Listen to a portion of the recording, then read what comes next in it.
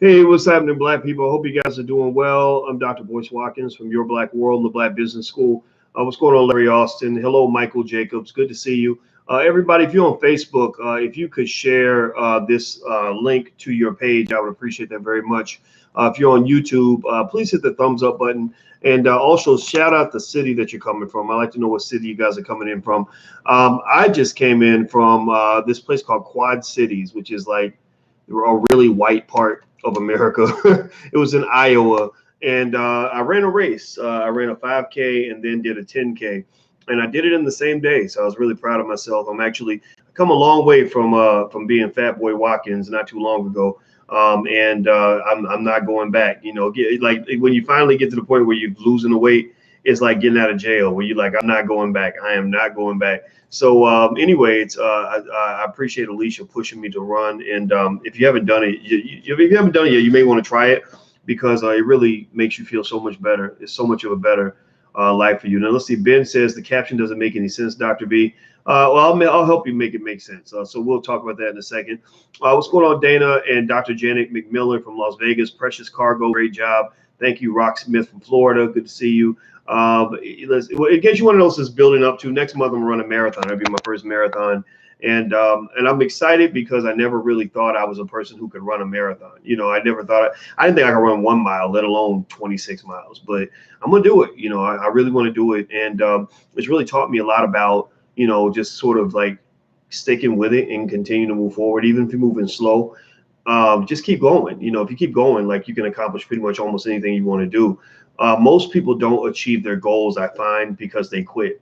You know, quitting is literally the thing that makes that difference between so-called successful people and failures. Like, it's literally like, did you decide to quit, or did you just kind of keep going, keep trying, try again, try in a different way, you know, blah, blah, blah, blah. You know, it's a lot of times the big piece of chicken and the big successes are things that take time. I was in grad school, man. I was in grad school from the age of 22 to the age of 31. And so imagine, you know, you sitting there in your 20s and you're busting your butt, studying your ass off, studying 8, 9, 10 hours a day, 7 days a week, including Christmas.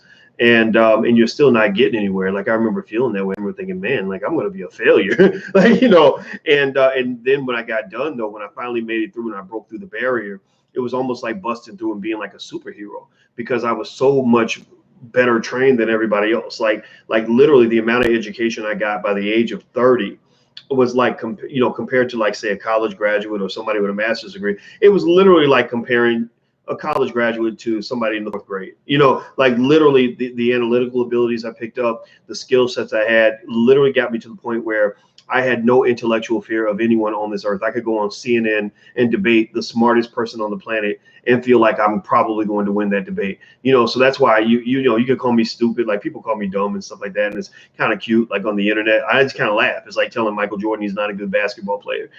So anyway, let me quit talking too much because I sound like I'm bragging, but I'm not doing that. I'm just encouraging you to go for it, man. Like, whatever it is you want to do, go for it, and just know that it takes time. Shit takes time. You're not gonna get it overnight. So running a marathon kind of reminded me of that. So anyway, I'm gonna go through, and you guys know we have a segment called Voice Your Opinion, where I let you guys send me, or you guys call me and leave a voicemail message, and I respond to some of your messages. I can't respond to everything, but I can respond to some stuff. And some of the responses I've done, I've recorded, and I'll just load them onto drboycetv.com when I get a chance. But there's one that was particularly interesting involving Antonio Brown, and I'm gonna actually respond to this one live. I think it's worth sort of going through real quick. So let me play this real quick, see if you guys can hear it.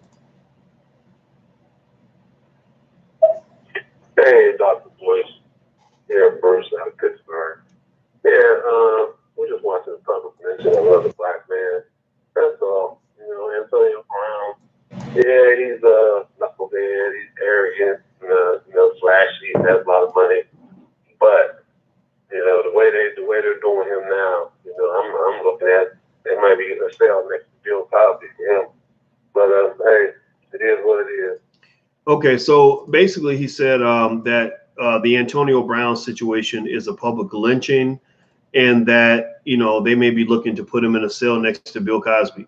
So let me ask you guys this: give me a yes or no. Do you think that the Antonio Brown situation? Antonio Brown's the guy that he played for the Steelers. It didn't work out. Then he goes to play for the Raiders. He leaves the Raiders before the season even starts. He ends up with the Patriots. The Patriots cut him. So he's kind of been in limbo for a while, and his situation is kind of a mess. Do you think the Antonio Brown situation is a a public lynching? Do you feel like he's being lynched in public? Like, do you think that he's being treated unfairly or not? Yes or no? Yes or no? Okay, Rock Smith says no. KS Miles says not a public lynching. He did that to himself. Polo, no. Nate says no. Iceman 1500, no. Let's see. Cali Hustle, no. Everybody's saying no so far. Yeah, I think that the consensus I'm getting from people is, okay, Genesis Real Info Report says yes. Okay. The consensus I'm getting from most people is that, Antonio Brown's not, some regular dude off the street. Like, he's not some dude that got racially profiled and pulled over unfairly and beaten by the cops. He's a dude that had some chances. Remember his deal with the Raiders was I think he had $30 million in guaranteed money that he was going to get, and they're signing wide receivers for insane amounts of money. Julio Jones, with the Atlanta Falcons, I think I don't think he's as good as Brown. Right? He's right there. I think they're like neck and neck as far as numbers. I think they gave him a $66 million deal, and $64 million was due like the same week that he signed the contract. It was something crazy where he literally got I think 60 something million dollars in at once in one check. It was a crazy amount of money. And I was like, damn, I didn't really pay wide receivers that much money. I would have shut the fuck up if I was Antonio. Just be quiet till the end of the season, man. Really? And so I think that with Antonio, it's more so my heart goes out for him because I don't think he's going to really understand what he did until it's over. I think he's going to get older and look back and say, yeah, if I could do it over again, I would have done it differently. I feel like he's going to do that. And you're right. You don't have enough information. Enough information on Antonio Brown. Yeah, Antonio Brown just, he likes to, he's very flashy. He's a little obnoxious. He has some money and he likes to get on Instagram and kind of flex based on how well he's doing and stuff like that. Now, somebody mentions CTE, which is the brain damage that a lot of NFL players have. And I think that that's a possibility. I think that the thing about it, though, is, I don't see Antonio Brown not being able to do his job. When he gets on the football field, he's very focused. He's able to really, they give him the routes and the complex offensive schemes, and he's able to figure that out. He can analyze the defense and the holes in the defense. And so some part of his brain is still working. And I don't see anything that shows that he has some sort of intellectual deficiency. I think maybe at best, though, you might say he has some emotional outbursts that pop out on social media. And I almost feel like social media is very empowering, for a lot of people, because it's not like the old days where you had to call a reporter if you have something to say. But I think the problem is that with great power comes great responsibility.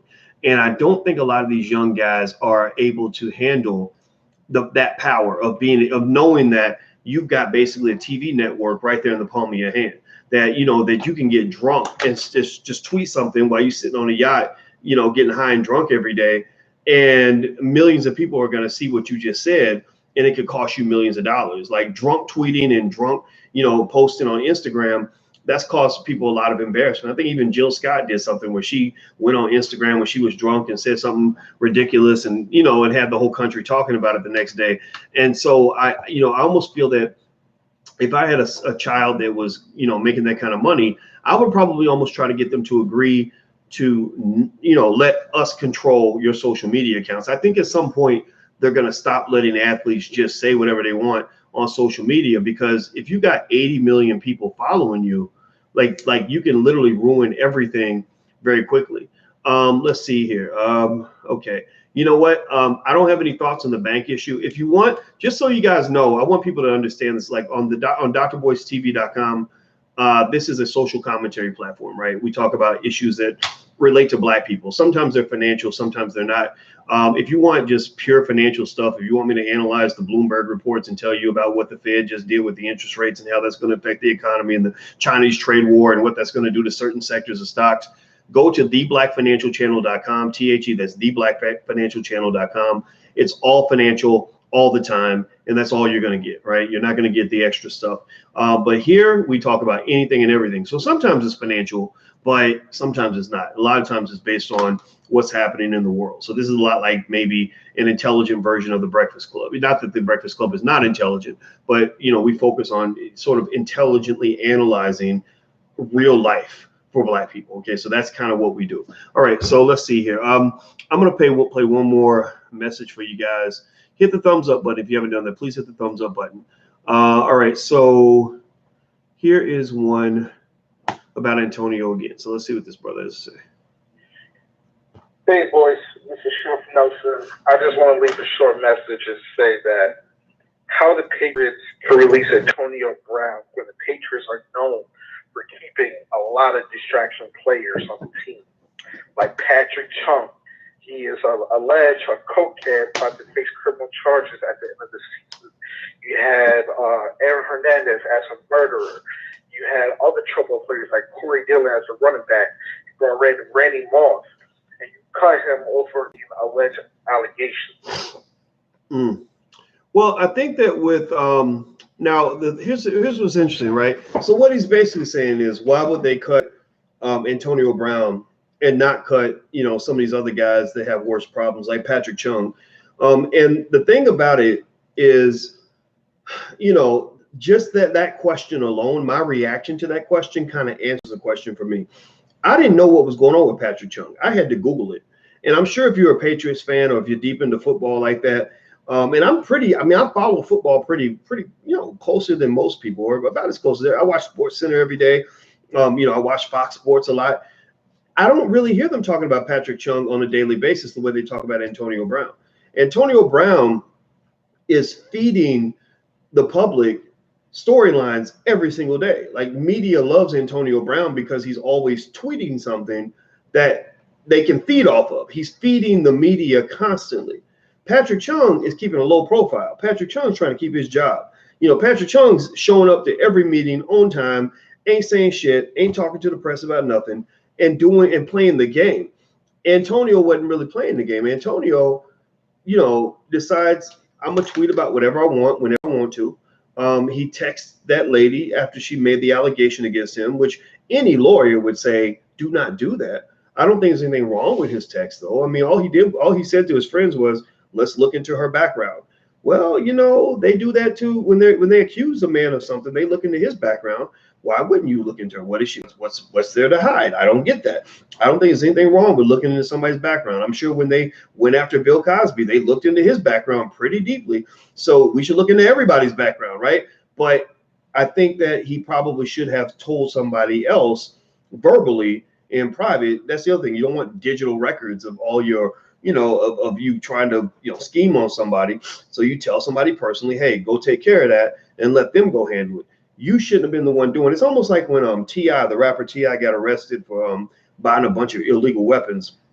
I didn't understand that because I kind of thought like, wait a minute, when you get to a point of wealth, can't you pay somebody else to go pick your guns up for you? Like why are you the one picking up the guns? Like that was the part of it. Or A$AP Rocky.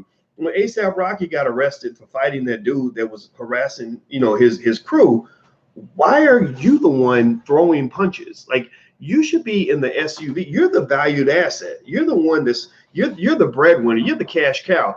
You need to be protected. One rule of wealth is you protect your wealth. Your wealth, you are how everybody's eating. So we don't want you fighting so-and-so or whatever. We'll handle this. You get in the car, go back to the hotel so we can get you out of this situation, right? So sometimes, it's very confusing for me. I think with Antonio Brown, I think that his situation was different because he did not know how to handle it in a professional way. If he had been a little more professional, if he just kept it cool, he'd have been all right. Because remember, Antonio Brown had an issue with Shannon Sharpe, who does Fox Sports. And basically he brought up, something that Shannon Sharpe did or was accused of in 2010. He brought up something where Shannon was accused of a sexual assault. That's why they fired him from CBS Sports. I've forgotten about that. Did y'all even remember that? Did any of y'all remember that? I don't think anybody remember that, right? I know I didn't. And so, the reason we didn't remember that is because he didn't breathe life into the story by tweeting about it every day, right? He didn't do a bunch of things that compounded it and kept resurrecting the story. Or when Charlemagne the God was going through his little situation. Charlemagne's a smart guy. I know Charlemagne. I've known him for years. And one of the ways he handled the situation was he just starved it of oxygen. He didn't feed into the controversy. So the controversy just died and went away. Right now, if you bring it up again, somebody's gonna be like, why are you bringing up old stuff? We talked about that last year, and apparently it's all been resolved, right? When really has it been resolved? Maybe not, but there's a way you handle these things and there's a way you don't. And Antonio Brown kind of handled everything in the wrong way. But going back to the CTE issue, it could be CTE. A lot of these guys have brain damage. Also, at the very least, I imagine growing up, in the situation he grew up in, he didn't have his father. He went through some stuff. Most of the guys from the hood will have some terrible story to tell about, seeing their best friend murdered and stuff like that. So all this stuff is traumatic. All this stuff causes people to act out when they become adults. We just don't deal with it because we think that just comes with being black. So anyway, that's my 2 cents. I'm about to go. Hit the thumbs up button before you go. Also, don't forget, All Black National Convention happens this week in Houston.